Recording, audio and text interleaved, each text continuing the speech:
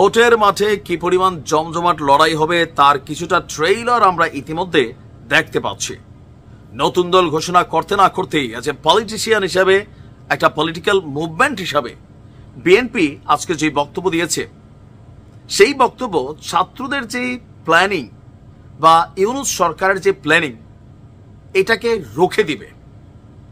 5ই আগস্টের পর শেখ হাসিনার পতন ছাড়া, আওয়ামী লীগের কোনো ইস্যু ছাড়া আমরা কোথাও ঐক্য দেখতে পাচ্ছি না। একের পর এক জায়গায় ছাত্ররা ব্যর্থ হচ্ছে বিএনপির বাধার মুখে। আর এবার যেটা হচ্ছে, সেইখানে গেল কয়েকদিন আগে উপদেষ্টা নাহিদ না আসিফ মাহমুদ একটা কথা বলছিলেন যে জাতীয় সংসদ নির্বাচনের আগে ইউনিয়ন এবং লোকাল পর্যায়ে যে নির্বাচনগুলা সেগুলা হবে। তো অনেকে ভেবে নিয়েছিল যে এটা কেন চাচ্ছে, যে আপনার কোথাও না কোথাও এই সরকার একটা সম্পূর্ণ সুষ্ঠু নির্বাচন করতে পারবে কিনা, সক্ষমতা আছে কিনা, এটার একটা ট্রেইলার অথবা একটা এক্সাম হিসাবে, টেস্ট হিসাবে এই লোকাল নির্বাচনগুলো আপনার দিতে যাচ্ছে। কিন্তু বিএনপি বলছে নো, নো মানে নো। এতদিন বলছে, এবার আজকে ফাইনালি তারা বলে আসছে যে রাজধানীর ফরেন সার্ভিস একাডেমিতে সংস্কার বিষয়ে জাতীয় ঐকমত্য কমিশনের সঙ্গে বৈঠক করেছিল বিএনপি। বৈঠক শেষে বিএনপির মহাসচিব মির্জা ফখরুল ইসলাম বলছেন, আমরা আশা করি দ্রুত সংস্কারের ঐকমত্য তৈরি হবে, অতি দ্রুত জাতীয় নির্বাচন অনুষ্ঠিত হবে, এটাই আমাদের প্রত্যাশা। তিনি বলছেন জাতীয় সংসদ নির্বাচন আগে হতে হবে, বিএনপির এটা পরিষ্কার অবস্থান, তারপরে স্থানীয় সরকার নির্বাচন।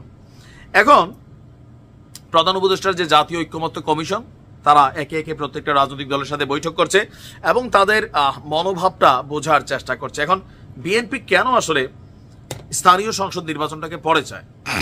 বিএনপি মনে করে আগে যদি স্থানীয় সরকার নির্বাচন হয়, তাহলে এই সরকার লম্বা সময় ক্ষমতায় থেকে যাবে। যেন মানে কিভাবে? সারা বাংলাদেশে কিন্তু নির্বাচন হবে, এটা দুই একটা জায়গায় না, 64টা জেলার হাজার হাজার থানা, তারপর জেলা পরিষদ নির্বাচন, উপজেলা পরিষদ নির্বাচন। সো এই নির্বাচনগুলোকে আয়োজনের জন্য নির্বাচন কমিশন যেটা, এটাই এখনো রেডি না, ভোটার তালিকা সম্পূর্ণ রেডি না। তারপর এই যে আমাদের নির্বাচন কমিশন আছেন ইসি, তারা একটা ভোট সারা বাংলাদেশে করবে, এই জায়গা তো তাদের এখন অনেক দুর্বলতা আছে।